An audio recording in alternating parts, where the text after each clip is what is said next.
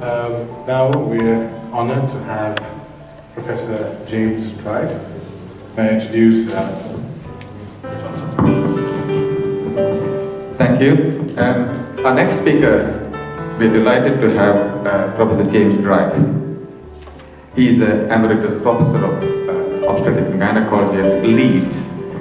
But more important than that, he is known as an excellent speaker and writer. So as with all speakers, I asked him for his resume. I'd like to read what he said because it's very interesting. He said, James Drife is the grandson of a clergyman who once cracked a joke at the General Assembly of the Scottish Congregational Church. And that is no mean feat. Jim graduated from Edinburgh and worked in Bristol and Leicester, becoming professor in Obs and Gynae in Leeds. He edits books and journals, was vice president of the Royal College of Obstetricians and Gynecology, and medical director of the UK Confidential Inquiries to Maternal Deaths. He retired in 2009, but continues to write. I think his next book he's going to tell us about it is Why Mothers Died and How Their Lives Are Saved. And apparently it includes a chapter by B.P. Piley about the maternal mortality review in Kerala. Jim and medical colleagues have performed comedy and music over many years on the Edinburgh Fringe. He's a BMJ columnist, and he's going to tell us more. But he's going to talk to us today about the death of medical humour. Professor Drife. Thanks very much, Johnson, for that excellent introduction. I just remembered I wrote it myself. So, what a difference this is. Thank you first of all for inviting me, and thanks to the committee for choosing this title, which I added at the last minute to a list of rather more boring lectures which I've given before. This is a talk I've never given before, so brace yourselves, folks. And it's a huge contrast to that wonderful talk that we've just had from Vikas, which was looking really at the future. And I have to warn you, this is looking mainly at the past. So a contrast, a stark contrast. The death of medical humour. What do I mean by medical humour? I don't mean jokes about doctors. There will always be jokes about doctors. This is my favourite from the front cover of Punch many years ago on April the 1st. Just cut out the jokes, Henderson, show her baby. It was the quality of the picture that appealed to me. But I have decided that I'll do two parts. One is that really it's about doctors entertaining each other. It's not about doctors telling jokes to patients or patients telling jokes to each other. It's about how we interact with each other. And first on the spoken word and then on the written word, which are things that I know a little about. So first of all, the spoken word. And I grew up in a generation which relied on the radio for its humour. And this is the BBC Archive, the Goon Show from the 1950s, Round the Horn from the 1960s. Alan Partridge, who became famous on television, started on radio in the 90s. And goodness gracious me, Much Loved Television Show also started on radio. I didn't realise that before it moved to television. So words and were the medium for humour for me during my life, and the tradition of doctors entertaining each other with spoken humour goes back rather a long way. I'm an Edinburgh graduate, and so I have an interest in the history of Edinburgh Medical School. One of the heroes of Edinburgh Medical School was Andrew Duncan.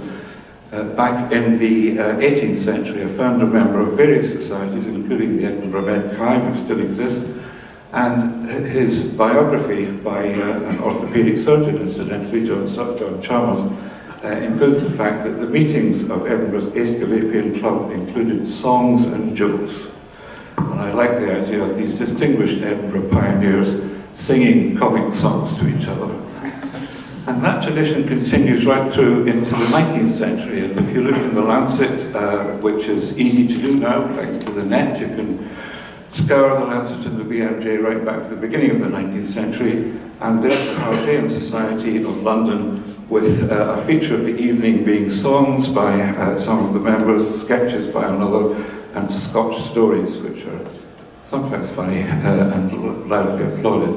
And it was not just doctors entertaining each other, it was doctors entertaining the patients. A tradition that existed in London teaching hospitals for many, many years, until certainly until my colleagues' personal memory. So in the 1899, students' entertainment began.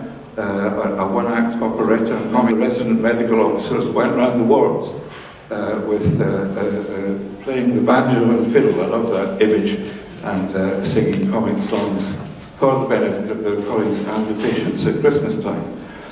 And hospital shows seem to disappear from the medical literature in the 20th century. It's not found in any of the indexes that I could find. So they not exactly went underground, but they weren't considered worth writing about.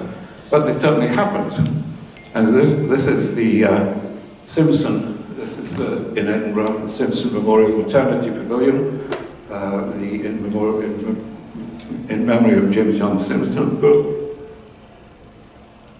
And this was 1973, the Christmas Cabaret, which we don't have any pictures of, probably just as well, because I dressed up in stockings and a suspender belt, so there's no pictures, mercifully. But the most memorable moment really was when a chorus line of midwives danced across the stage in the lecture theatre, singing a song about the labour ward superintendent, who was a terrifying, proper, old-fashioned labour ward superintendent who struck terror into everyone, whether it be the junior doctors, the midwives, the consultants, and probably the patients. And Miss Molly Staples was ferocious, and the chorus line of midwives danced across the stage singing, "My name is Auntie Molly, I'm the leader of the band." And she attended one night, and I couldn't, it was on for 3 nights, and I didn't see her face, but those who did see her face saw that there were tears of laughter running down her cheeks, and the whole thing was just a wonderful bonding experience. And Bristol, 1979, curiously similar, BMH Superstars, a slight show, it is a maternity hospital after all, and a wonderful lineup of the choir, ad hoc choir dressed for the show, singing Christmas carols with slightly amended words. It was a great blessing that one of the consultants was called Mrs. Midwinter. So in the deep midwinter, you know, in the deep midwinter became when you bleep midwinter, and so on. So it was very much in the great. You can just see or here in those days down at the bottom conducting, but the show was very much written by the team. And right across there is a cross-section of the whole hospital staff, not just some doctors in the background, in the back row, and nurses, midwives, hospital porter called Adrian in the back row there, and secretaries and so on. Everybody was involved, everybody put a lot of work into rehearsing and had a great time. And this is a lineup of some of the senior sisters on the labour ward dressed as babies, and the paediatric registrar dressed up as Mary Poppins. Only it being a maternity hospital, she was called Mary Popat. And she made up a song herself to the tune of, you remember Mary Poppins, Supercalifragilisticexpialidocious, and she wrote neonatal necrotizing enterocolitis. And she's a very serious person. She became a very serious senior person, but this was just wonderful. And of course, it brought the consultants down to size. This is by curious coincidence, there were we only had half a dozen consultants in the hospital at that time, but there were half a dozen young doctors who looked very like them, and they arrived with great pomp and ceremony and had their legs pulled mercilessly. But this is my favourite slide. It's the applause at the end, because this was such a nice atmosphere of everybody enjoying themselves. Not just the doctors, not everybody in the hospital enjoying themselves, including Adrian, the porter, who was gay, and whose line in the show, one line in the show, and it was "just walk this way." And Adrian kept getting it wrong, because he would say, "Just come over here," not Adrian. No, anyway, he got it right to the end, and it was super. So what happened to hospital shows? Well, they seem to disappear, as I say, from the, not just from the literature, but from hospitals that I've worked in. We didn't have hospital shows anymore. You may have different experience, but they seem to stop. The thing that kept going was the medical students' reviews, and this is just up the road, Leicester, a few miles away, and there's a medics review society, which recruits freshers and is simply aimed at doing a Christmas review. This is their ticket for the 21 review. So the students still have a sense of humour. The students still share a sense of humour, at least at Leicester, and I think elsewhere. But once they become doctors, it becomes very serious. I think that's a shame. But what happens to the ones who are really talented is that they become full-time comedians. This is in the top left, Jonathan Miller from Beyond the Fringe. In the middle, Graham Chapman from Monty Python. In the top right, in the middle there, Graham Garden from Aberdeen. Harry Hill, who started out as a doctor. And Adam Kay, who is no mean pianist and does a good stage show as well as writing books. More of that in a moment. So it's a choice. You either become a doctor or a comedian. And it's a shame, because I think because some of us have kept going, and this is a picture of myself a couple of weeks ago at our 50-year reunion from Edinburgh, belting out some of the old numbers and one or two new numbers, and some, I think, managing to do it with a total loss of academic credibility, but who knows, I'm retired, it doesn't matter anymore. But it was accepted back, certainly through my time, that you could combine both. And then moving on to this, the written word, and keeping roughly to my self-imposed schedule, the written word is something I also grew up with, written humour, and it has changed as well. I made a list of I decided to make a slide for this talk of the books that I found the funniest, and P.G. Wodehouse, Jeeves and Wooster, I think, is terrific. And on the right, 1066 and all that, the history book that no schoolboy or girl should miss. And in the middle, a book called England, Dear England, written by a Scotsman about the quirks of the English, including a chapter on the village cricket match. And I was told about this when I was at school. They said, you must read this, it will make you laugh. And it's one of the few things that you can say to someone, this will make you laugh. It is just a wonderful description of a very eccentric cricket team taking on another village, and it's just fabulous. But the interesting thing is all these bits were written within, and I didn't realise this when I made the slide, and then I put the dates in, all written within a 5-year period in the early 1930s. You could probably write a thesis about why that happened, but whatever the reason, it was the peak of written humour of a certain style in England. And two journals that one turns to were Punch, which died the death in 2002 after 160 years. Alan Curran and Miles Kington being the doyens of that journal. Miles Kington sadly died early in his 60s, and he lived down in the south of England, and there's a bench beside the Kennet Canal, I think, a memorial bench inscribed in loving memory of Miles Kington, who hated this spot. And I just thought that's a nice little touch. Giles Curran, who writes for the Times, is Alan Curran's son, and Chris Curran writes for Private Eye. And Private Eye is rather sharper. I think in its time, Punch was pretty edgy, but it became rather too constant of just humour and not enough politics. And Private Eye is a mixture, of course, of politics and satire and humour. And how does that apply to doctors? Well, there's a similarity between what I've just said about comedians and medical writers.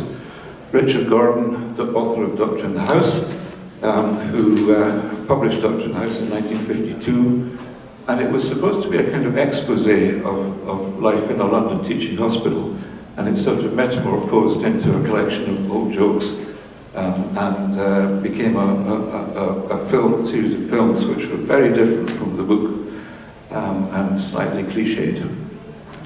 And then Adam Kay, 50 years later, 60 years later, wrote This Is Going to Hurt, which is a collection of old jokes, stories purporting to be his own experience, but stories from the Doctor's Mess, which metamorphosed into a television series which was quite different about being a gay man in the hospital and rather full of self-pity. The parallels are quite interesting between these two people, but both of them gave up medicine to focus on writing. What about those of us who continued in medicine? There was, for 20 years, I don't know how many people remember it, it's very difficult to research world medicine because you can't really find it on the net. It preceded the internet and is very few images. This is a copy that was sent to me after I had an article accepted, eventually, after a few tries in world medicine. And interestingly, there is some politics there. It was about an Indian given a hard time unjustly by the GMC. But anyway, the editor was Michael O'Donnell, who gave up medicine and became a well-known voice on Radio 4. So we move on. Yeah, this machine obviously didn't want to show you this picture, quite understandably. It's my article, the first article in World Medicine, where I questioned the reliance of medicine on too much science. Sorry about that, but I said there's still room for a little bit of the arts, shall we say. But what about mainstream medical journals? Humour did exist. You look at this title of very distinguished, very serious medical journals, and you think, as you look at them now, there's absolutely no place for any humour in there. But there was. And one of perhaps the perfect example of a combination of medicine and wit, perhaps if not humour, was Richard Asher, who wrote a series of articles in the Lancet back in the 1950s and 60s.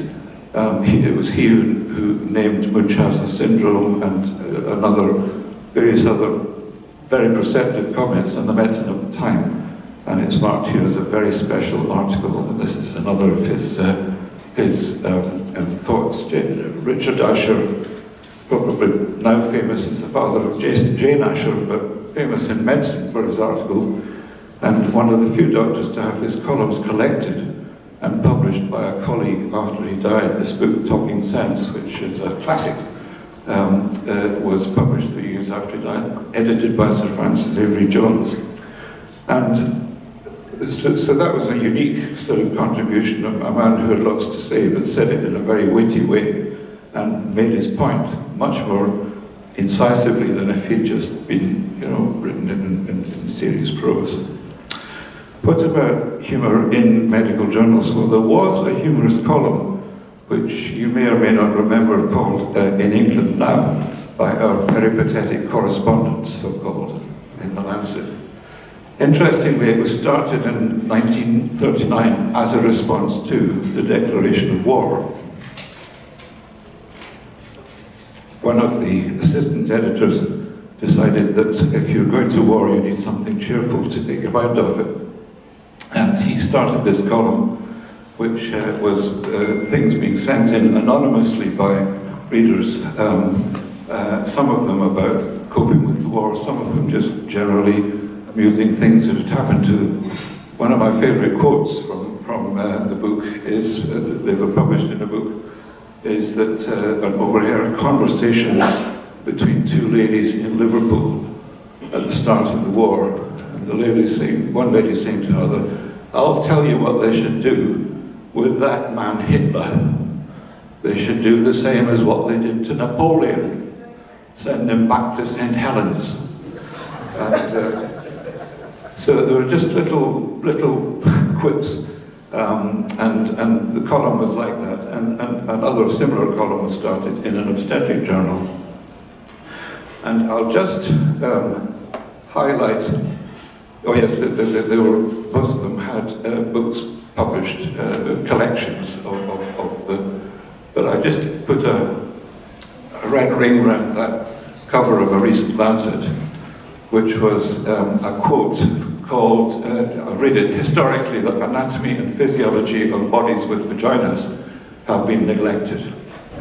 And I thought, terrific, they'd started a Suits Corner in the Lancet, but they hadn't. This is a perfectly serious quote from a perfectly serious paper pointing out it's no longer appropriate to call women women. You have to be called bodies with vaginas. So ladies and bodies with vaginas, I don't know if you agree with that trend, but it just shows how far the Lancet has gone from having a sense of humour back in the last century. So as I say, the two books, the two collections have been published in England Now and After Office Hours. And turning to the BMJ, which is of course the one I know about, there were two editors of the BMJ that I related to over a period of 20 or 25 years. Stephen Locke, who is still alive and living in Aldborough, and Richard Smith, who's also still alive, and the brother of Arthur Smith, the comedian. And Stephen Locke decided that there should be a kind of non-scientific column, non-scientific and non-political column in the BMJ, and it was called, I'll try and do our next slide.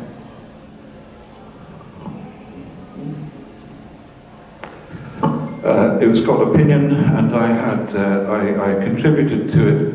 And the thing about the column is, it's not immediately obvious that it is supposed to be funny, and there are people who take this entirely seriously.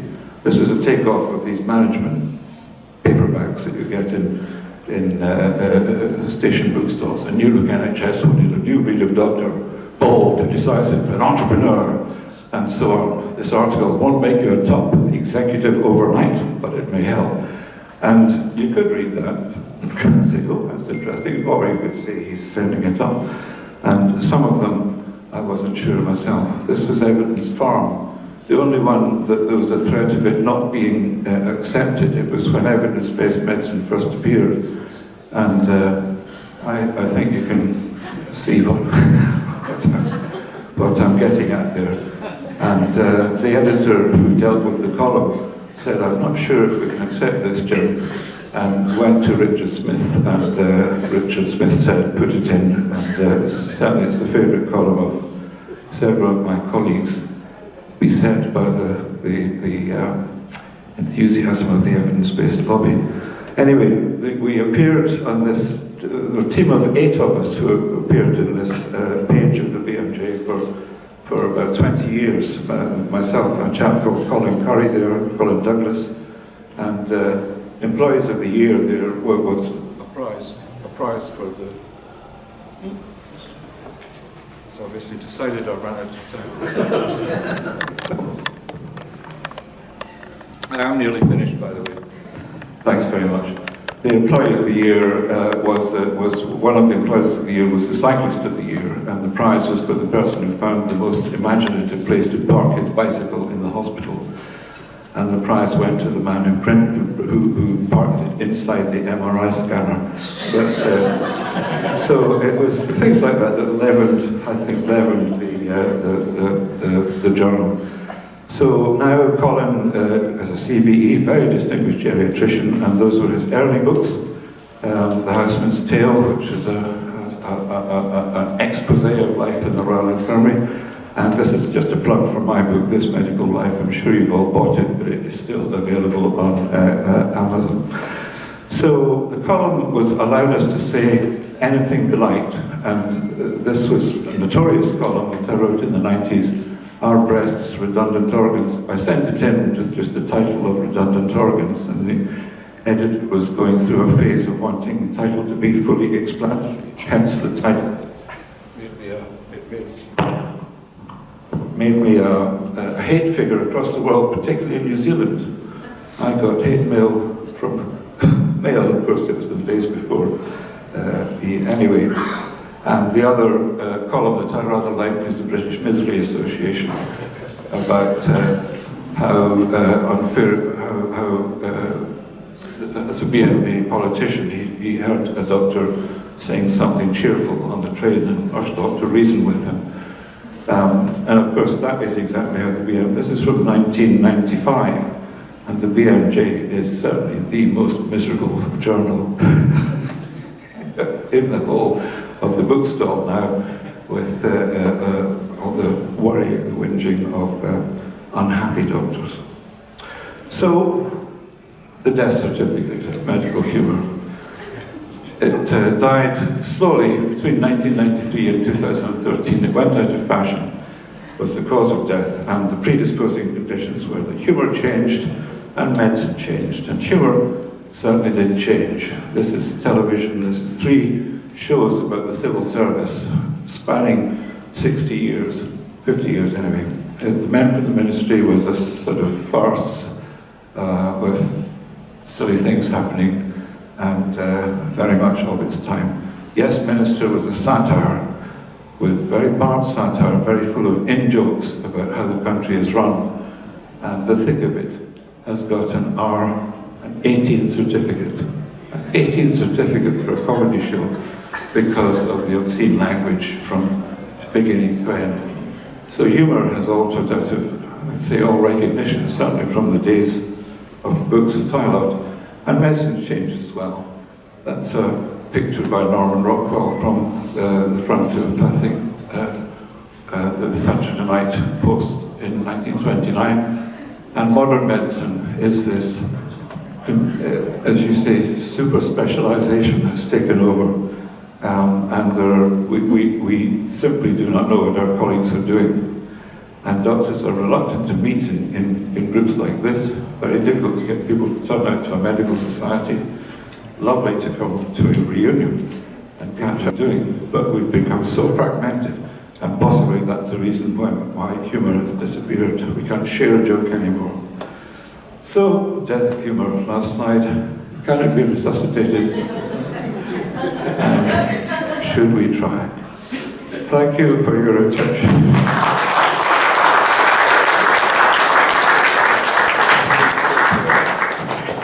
Thank you, Professor Drife, for that excellent, light-hearted talk. It's nice to look back at the past, but I was just wondering that if we make any of those comments, any of those jokes, we'll be in front of the GMC and quite often have a suspension and go on gardening leave. I'm no longer on the register, folks. So, we're going to, it is a lovely talk. So, let's ask him the traditional 2 questions. Questions from this side and one from the other. Before we go to questions, Susan wants to say something. Thank you very much, really enjoyed it. I'm Susan, I'm batch of 84, I'm a GP, and I noticed in one of your articles it said, coming to our trenches in the troops, GPs, so yay, I'm a troop in the trench. And Paul Sinha is one of the, he's a GP and he's a comedian as well in the UK.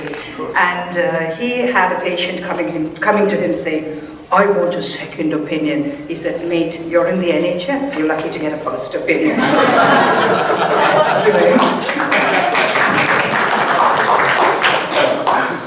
They're going to ask you some questions from we've got something for you. Any questions for Professor Drife? Diane in the back. Hi, do you think political correctness has got a huge role to play in this exit of medical humour? We've all got so busy with trying to be politically correct, to say the right thing, to avoid offending someone. And do you think that's also part of the reason why we're going this way? Yes, it's become a kind of the cliche of, certainly it is possible to offend people. And political correctness is the usual label that we apply to that. And even when you're writing and trying to be humorous, and certainly when you're speaking and trying to be humorous, you're treading that line. And I prefer to keep well back from it. There are comedians who deliberately, step over and become politically incorrect, and that's part of their shtick. But you can still be humorous and not be offensive. But the editors I was never actually edited while I was writing. They just relied on me to not go too far. But now, it began when you referred to he, you have to refer to he or she, which is understandable. But it then goes beyond, and yeah, I think you're right, and people are scared. because people complain, and the people who complain very loudly. Just a minute, Rob. Any other questions? Yes. Not a question, but a comment. I have known Jim for a long time, and being affiliated to the obstetricians and gynecologists in the UK, I've enjoyed so much of his entertainment right from the very beginning. He always reminded me of the fact that our teachers in Vellore were so ready to get on the stage and entertain us. We had such wonderful, we laughed together. These were people, revered people, but people who could actually just share fun and laughter with the students, and that's what you gave me. Thank you. If you can record sound entertainment. We have a gift for you, Professor Drife, and this is something from CMCV Vellore. Susan, our president, is going to give it to you.